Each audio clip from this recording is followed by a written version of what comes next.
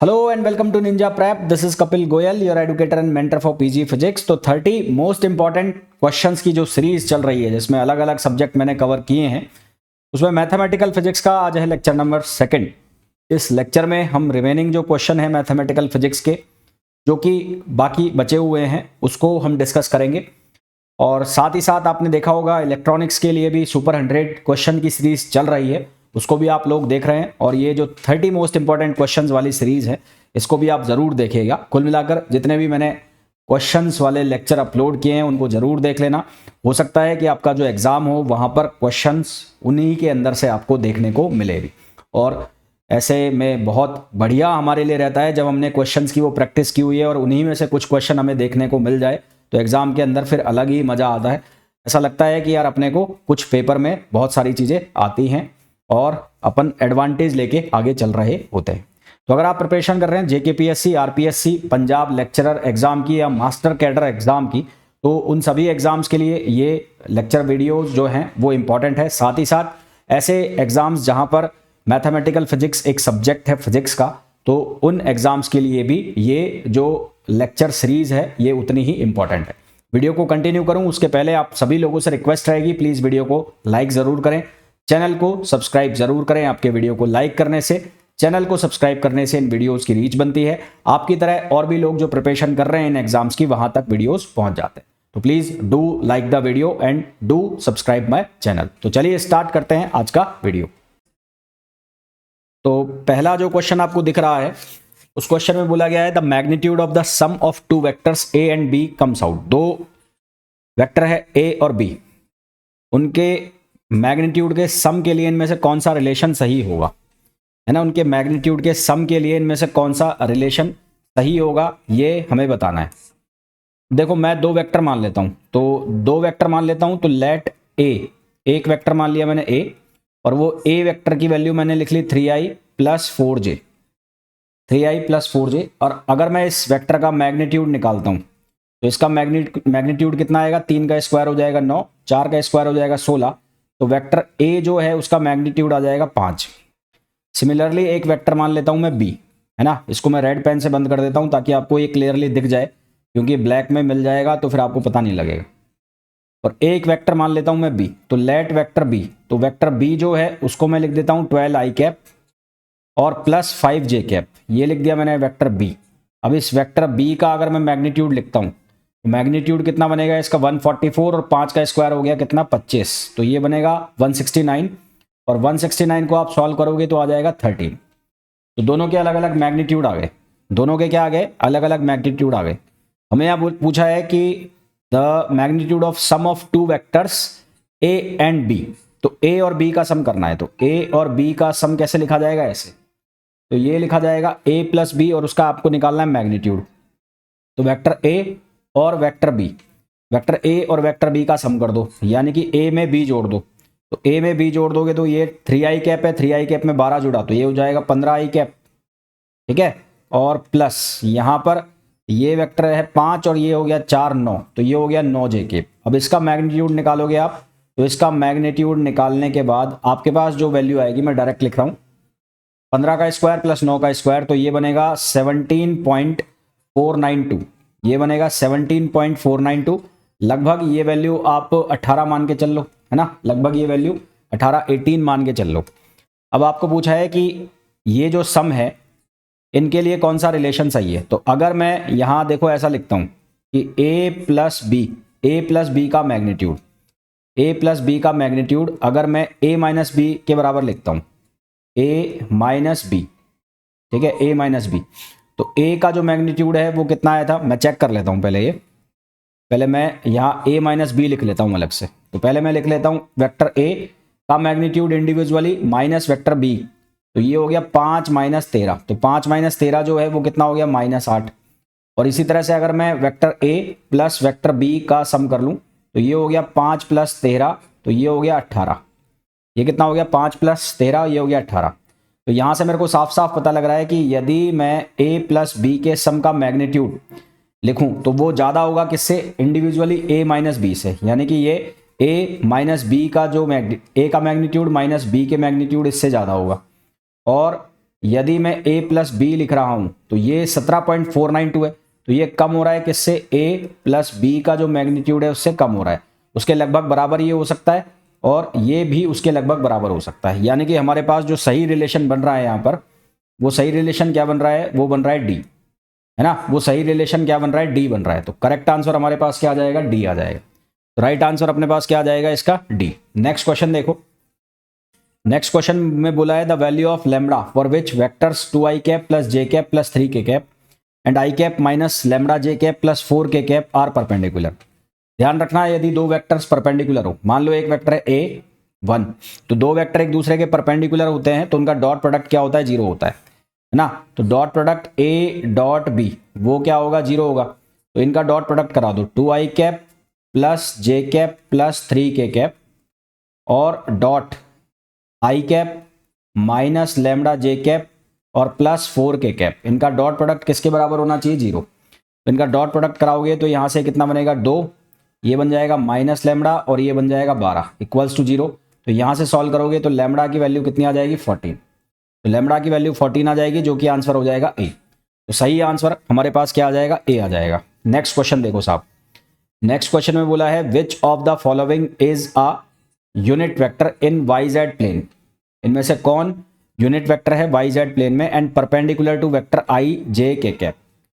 आई J K cap के perpendicular कौन है और वाई जेड प्लेन में कौन सा यूनिट वेक्टर है। वाई जेड प्लेन में होने का मतलब है कि उसके जो कंपोनेंट है वो जे और के प्लेन में जा रहे हो। तो यहाँ पर देखो, पहला वाला चेक करके देखो, तो पहला वाला वाई जेड प्लेन में है और परपेंडिकुलर आई जे के कैप के हो, तो इसका डॉट प्रोडक्ट किसके साथ, इसके साथ जीरो होना चाहिए। तो इसके साथ अगर मैं इसका डॉट प्रोडक्ट कराता हूँ यहाँ पर, तो आई जे के का डॉट प्रोडक्ट कराता हूँ, आई प्लस जे प्लस के, इसका डॉट प्रोडक्ट कराता हूँ तो देखो क्या बनेगा, आई का जे के साथ जीरो, आई का के साथ जीरो, जे का जे के साथ करोगे तो ये बनेगा 1/√2 और के का के साथ करोगे तो 1/√2। ये जीरो नहीं होगा, ये जीरो नहीं होगा तो ये कैंसिल हो गया। फिर इसका करोगे तो यहाँ पर भी दोनों माइनस माइनस हो रहे हैं तो ये भी नहीं होगा। अब इसके साथ यदि डॉट प्रोडक्ट कराते हो सी के साथ, तो सी के साथ डॉट प्रोडक्ट कराते हो तो आई प्लस जे प्लस के, तो आई वाला तो खत्म, जे का जे के साथ कराओगे तो ये बन जाएगा 1/√2 और के का के साथ कराओगे तो ये भी बन जाएगा 1/√2, तो ये जीरो आ जाएगा। तो इसका मतलब हमारे पास सही आंसर क्या आ जाएगा, सी आ जाएगा। तो सी इसका करेक्ट आंसर हो जाएगा, है ना। इसका सही आंसर क्या हो जाएगा, सी। नेक्स्ट क्वेश्चन देखो। If I J and K are the unit vectors along X Y and Z axes, X Y Z axes के along I J K unit vector है, then which of the following is incorrect. इनमें से कौन सा incorrect है। तो आई J K unit vector है तो आई डॉट आई कितना होगा 1, जे डॉट जे क्या होगा 1 और के डॉट के क्या होगा 1। ये तो तीनों ही सही लिखे हैं, तो ये भी सही है, ये भी सही है, ये भी सही है, यानी कि इनमें से कोई भी गलत नहीं है। तो हमारे पास जो ये आंसर है, ये वाला डी ऑप्शन आप चूज करोगे इसमें। तो आप कौन सा ऑप्शन चूज करोगे, डी, क्योंकि तीनों सही लिखे हुए हैं। आई डॉट आई 1 होता है, जे डॉट जे 1 होता है और के डॉट के भी क्या होता है, 1 होता है। नेक्स्ट क्वेश्चन देखो। नेक्स्ट क्वेश्चन में बोला है द वैल्यू ऑफ, अच्छा ये अब वेक्टर की सीधी सीधी आइडेंटिटी पूछ ली। वेक्टर के जो प्रॉपर्टीज होती हैं, जो कुछ जो आइडेंटिटीज लिखी होती है, थ्योरम्स, वो आपको याद होनी चाहिए। कुछ एक होती हैं, 5-6 होती हैं, वो आपको याद रखनी है, वो आपके बहुत काम आएंगी। तो कैसे लिखा होता है, कर्ल ऑफ, ये लिखा हुआ है कर्ल ऑफ एफ, है ना। तो इसको कैसे सॉल्व करोगे, जैसे कम्यूटेटर सॉल्व करते हैं ना, कम्यूटेटर, ठीक वैसे ही सॉल्व करूंगा। तो यहां पर इसको बाहर ले लिया और इसका डॉट प्रोडक्ट करा दिया एफ के साथ, अब माइनस, अब डेल का डेल के साथ डॉट प्रोडक्ट हो जाएगा, डेल का डेल के साथ डॉट प्रोडक्ट और ये आ गया एफ। तो ये क्या हो गया, डेल डेल डॉट एफ और यहाँ पर ये हो जाएगा डेल स्क्वायर, तो ये बन जाएगा डेल स्क्वायर एफ। ठीक, तो ये हमारे पास इसका आंसर आ गया। अब यहाँ से मैच कराओ, कौन सा मैच कर रहा है, तो सी मैच कर रहा है। तो सही आंसर अपने पास क्या आ जाएगा, सी। अच्छा, हालांकि इस प्रॉपर्टी के पीछे लंबा चौड़ा डेरिवेशन है, उसमें अपने को घुसने की कोई ज़रूरत नहीं है। अपने को इतना भी पता है तो अपना काम चल रहा है ना। तो अपने को इतना ही करना है, क्योंकि ऑब्जेक्टिव क्वेश्चन है, उसमें लंबे चौड़े डेरिवेशन लगाओगे कोई सेंस नहीं है उसका। नेक्स्ट क्वेश्चन पे आ जाओ। नेक्स्ट क्वेश्चन में बोला है इन कोप्लेनर वेक्टर्स, 3 वेक्टर दिए हैं, एक है 2i कैप माइनस जे कैप प्लस के कैप, एक है i cap minus 2j cap plus 3k cap और एक है 3i कैप प्लस अल्फा जे प्लस 5k। तो वैल्यू ऑफ अननोन अल्फा की वैल्यू हमें निकालनी है। तो यदि कोप्लेनर वेक्टर है तो for coplanar vector, for coplanar तो कोप्लेनर वेक्टर के लिए क्या होगा, ए डॉट बी क्रॉस सी, इसकी वैल्यू क्या करनी है आपको, जीरो करनी है। ए डॉट बी क्रॉस सी की वैल्यू जीरो। तो ए वेक्टर लिख लो आप, 2i कैप माइनस जे कैप प्लस के कैप, ये तो हो गया ए वेक्टर। इसका क्रॉस प्रोडक्ट करा दो किसके साथ, बी और सी के साथ। तो बी और सी क्या बन रहे हैं, ये बन रहे हैं आई, तो यहाँ लिख दूंगा आई जे के, या चाहो तो तीनों का डिटर्मिनेंट निकाल सकते हो एक साथ इकट्ठा ही। और यहाँ ये बन जाएगा 1 माइनस 2, ये हो जाएगा 3, यहाँ हो जाएगा 3 अल्फ़ा और 5। यहाँ से आप इसको जीरो के बराबर करना है, तो यहाँ से एक वेक्टर बना लोगे और यहाँ से एक वेक्टर बना लोगे, दोनों का डॉट प्रोडक्ट करना है। तो इसका वेक्टर क्या बनेगा, तो ये बन गया कितना, 2i कैप माइनस जे कैप प्लस के कैप। और इसका डॉट प्रोडक्ट क्या बनेगा, ये बनेगा आई कैप, मैं यहाँ साइड में लिख रहा हूँ आई कैप, ये हो जाएगा -10 और -3 अल्फ़ा, माइनस जे कैप, ये हो जाएगा 5 माइनस 9, और प्लस ये हो गया के कैप, ये हो जाएगा अल्फ़ा प्लस 6।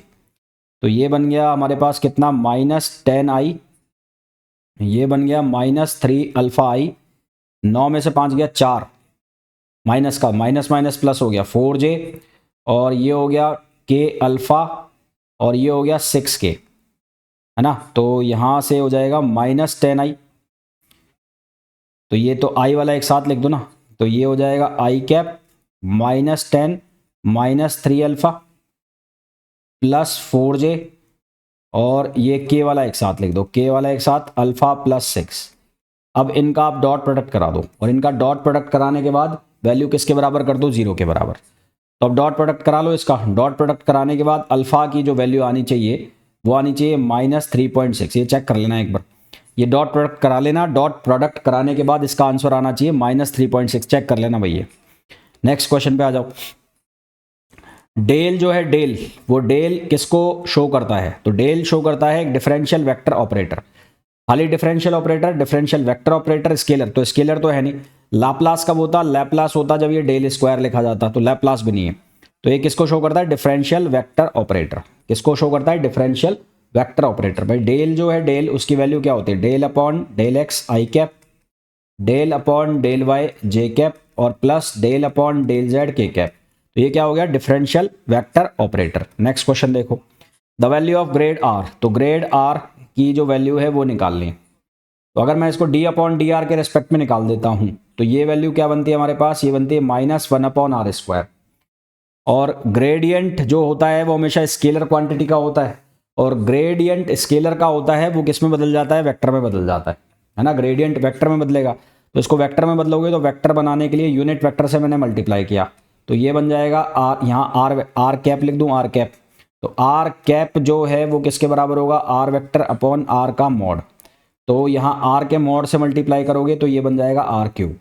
तो हमारे पास जो आंसर आ जाएगा वो क्या आ जाएगा, सी आ जाएगा। हालांकि इसको कार्टेशियन कोऑर्डिनेट से भी आप कर सकते थे, आर की वैल्यू √x² + y² + z² उससे निकाल सकते थे, पर उससे करते तो सुबह से शाम हो जाती, बहुत बड़ा क्वेश्चन हो जाता, इतना अपने पास टाइम है नहीं। तो जितना हो सके उतने छोटे में उसको करने की कोशिश करो, जितना जल्दी हो सके उतना जल्दी करने की उसको कोशिश करो। अगर सब्जेक्टिव वगैरह हो तब अलग बात है, तब आप आराम से करते रहो बैठ के, खूब टाइम होता है, और वहाँ पर भी इतना टाइम नहीं मिलता। जब आपको पता है कि कान को ऐसे पकड़ सकते हैं तो फिर ऐसे पकड़ने की ज़रूरत है नहीं।